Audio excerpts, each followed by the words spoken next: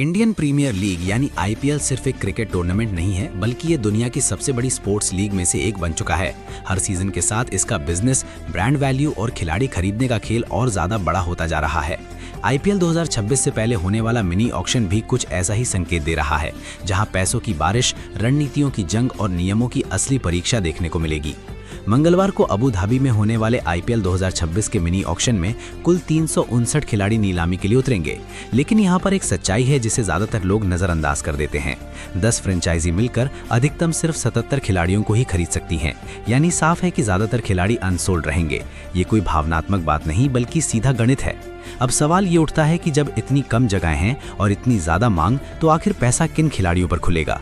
जवाब सीधा है, स्टार प्लेयर्स पर, खासकर ऑलराउंडर्स और मैच विनर्स पर। इसी मिनी ऑक्शन में अगर किसी एक खिलाड़ी का नाम सबसे ज्यादा चर्चा में है, तो वो है ऑस्ट्रेलियाई तेज गेंदबाजी ऑलराउंडर कैमरून ग्रीन के पास वो सारी क्वालिटी है जो आईपीएल की किसी भी फ्रेंचाइजी को चाहिए। तेज गेंदबाजी, टॉप ऑर्डर में बैटिंग, लंबे कद का फायदा, इंटरनेशनल एक्सपीरियंस और सबसे अहम ऑलराउंड वैल्यू। इसी वजह से कई फ्रेंचाइजी ग्रीन पर 20 करोड़ रुपए से भी ज्यादा खर्च करने के लिए तैयार दिखाई दे रही हैं। लेकिन यहीं पर पूरा खेल पलट जाता है, क्योंकि भले ही बोली 20, 22 या 25 करोड़ तक चली जाए, कैमरून ग्रीन को 1 रुपया भी 18 करोड़ से ज्यादा नहीं मिलेगा। ये कोई अफवाह नहीं है, ये बीसीसीआई का ऑफिशियल मैक्सिमम फीस रूल है। अब सवाल ये है कि ये मैक्सिमम फीस रूल आखिर है क्या? आईपीएल के नियमों के मुताबिक मिनी ऑक्शन में किसी भी विदेशी खिलाड़ी को मिलने वाली अधिकतम सैलरी तय होती है। ये सैलरी 2 चीजों में से जो कम हो वही होती है। पहला, हाईएस्ट रिटेंशन स्लैब, और दूसरा, पिछले मेगा ऑक्शन में बिके सबसे महंगे खिलाड़ी की कीमत। इन दोनों में से जो कम होगा वही विदेशी खिलाड़ी की मैक्सिमम फीस मानी जाती है। अब आंकड़ों पर आते हैं। आईपीएल 2026 के लिए हाईएस्ट रिटेंशन स्लैब है 18 करोड़ रुपए। वहीं आईपीएल 2025 से पहले हुए मेगा ऑक्शन में सबसे महंगे खिलाड़ी थे ऋषभ पंत, जिन्हें लखनऊ सुपर जायंट्स ने 27 करोड़ रुपए में खरीदा था। नियम साफ कहता है 18 करोड़ और 27 करोड़ में से जो कम है वही सीमा होगी। यानी इस मिनी ऑक्शन में किसी भी विदेशी खिलाड़ी को अधिकतम 18 करोड़ रुपए ही मिल सकते हैं। इसका मतलब साफ है कि चाहे किसी विदेशी खिलाड़ी पर 25 करोड़ की बोली लगे, उसे 18 करोड़ से ज्यादा नहीं मिलेंगे। अब सवाल ये उठता है कि बाकी पैसा जाएगा कहां? यहीं पर सबसे बड़ा झटका विदेशी खिलाड़ियों को लगता है। अगर किसी विदेशी खिलाड़ी पर 22 करोड़ की बोली लगती है, तो फ्रेंचाइजी के पर्स से पूरे 22 करोड़ कटेंगे, लेकिन खिलाड़ी को मिलेंगे सिर्फ 18 करोड़। बाकी के 4 करोड़ रुपए सीधे बीसीसीआई के खाते में जाएंगे।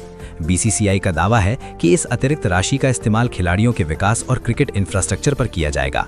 सुनने में ये बात अच्छी लगती है, लेकिन सवाल उठना बिल्कुल जायज है।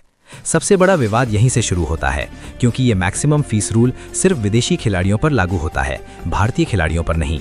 अगर कोई भारतीय खिलाड़ी 20 या 25 करोड़ में बिकता है तो उसे पूरा पैसा मिलता है, कोई कटौती नहीं होती।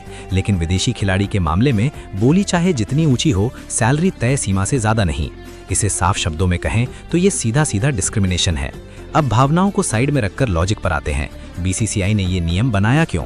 वजहें साफ हैं। भारतीय खिलाड़ियों को प्राथमिकता देना, विदेशी खिलाड़ियों की कीमतों को कंट्रोल में रखना, फ्रेंचाइजियों को भारतीय टैलेंट पर ज्यादा निवेश के लिए मजबूर करना और आईपीएल को सिर्फ एक ग्लोबल सुपरस्टार शो बनने से रोकना। रणनीति समझ में आती है, लेकिन सवाल ये है कि क्या तरीका सही है? फ्रेंचाइजी के लिए मामला बिल्कुल सीधा है। अगर उन्हें कैमरून ग्रीन चाहिए तो उन्हें पूरे 22 करोड़ देने पड़ेंगे, चाहे खिलाड़ी को 18 करोड़ ही मिले। यानी फ्रेंचाइजी को कोई फायदा नहीं, बल्कि सीधा नुकसान है। अब देखना होगा कि फ्रेंचाइजी इतनी बड़ी रकम खर्च करने को तैयार होंगी या जानबूझकर बोली को 18 करोड़ के आसपास ही रोकेंगी। असली माइंड गेम यहीं खेला जाएगा। अब जरा खिलाड़ी के नजरिए से देखिए। कैमरून ग्रीन की मार्केट वैल्यू 22 करोड़ से ज्यादा है, लेकिन असली सैलरी 18 करोड़। फर्क है 4 करोड़ रुपए का। ये कोई छोटी रकम नहीं है। और ये सिर्फ ग्रीन की कहानी नहीं है। Pat Cummins, Jos Buttler, Travis Head, Glenn Maxwell, हर टॉप विदेशी खिलाड़ी इस नियम से प्रभावित होता है। क्या ये नियम लंबे समय तक टिक पाएगा? ईमानदारी से कहें तो नहीं। आईपीएल एक ग्लोबल लीग है। विदेशी खिलाड़ी इसकी क्वालिटी और कंपटीशन लेवल को ऊंचा करते हैं। अगर उन्हें बार बार फाइनेंशियल नुकसान झेलना पड़ा तो वो SA20, द 100 या MLC जैसी दूसरी लीग्स को प्राथमिकता देने लगेंगे। बीसीसीआई को यह समझना होगा कि कंट्रोल और शोषण के बीच एक पतली सी लाइन होती है। एक उदाहरण से पूरी बात समझ लीजिए। मान लीजिए Kolkata night Riders Cameron Green को 22 करोड़ में खरीदती है। कोलकाता के पर्स से कटेंगे पूरे 22 करोड़, ग्रीन को मिलेंगे सिर्फ 18 करोड़ और बाकी 4 करोड़ जाएंगे बीसीसीआई के खाते में। ग्रीन वही परफॉर्म करेगा, वही रिस्क लेगा, वही मेहनत करेगा, लेकिन पूरा पैसा नहीं मिलेगा। ये बात किसी भी प्रोफेशनल खिलाड़ी को खलेगी। निष्कर्ष बिल्कुल साफ है। आईपीएल 2026 का मिनी ऑक्शन बड़ा होने वाला है। कैमरून ग्रीन सबसे हॉट प्रॉपर्टी है, लेकिन बीसीसीआई का मैक्सिमम फीस रूल विदेशी खिलाड़ियों की कमाई काट रहा है। फ्रेंचाइजी पूरा पैसा दे रही हैं, खिलाड़ी को पूरा पैसा नहीं मिल रहा। ये नियम भारतीय क्रिकेट के फायदे के लिए बनाया गया है, लेकिन विदेशी खिलाड़ियों के लिए ये साफ नुकसान का सौदा है। अब देखना यह है कि फ्रेंचाइजी कैसी रणनीति बनाती हैं, खिलाड़ी कैसे रिएक्ट करते हैं और बीसीसीआई कब तक इस नियम पर टिका रहता है। आईपीएल सिर्फ क्रिकेट नहीं है, ये पावर, पैसा और पॉलिटिक्स का खेल है और मिनी ऑक्शन इसका सबसे साफ उदाहरण है।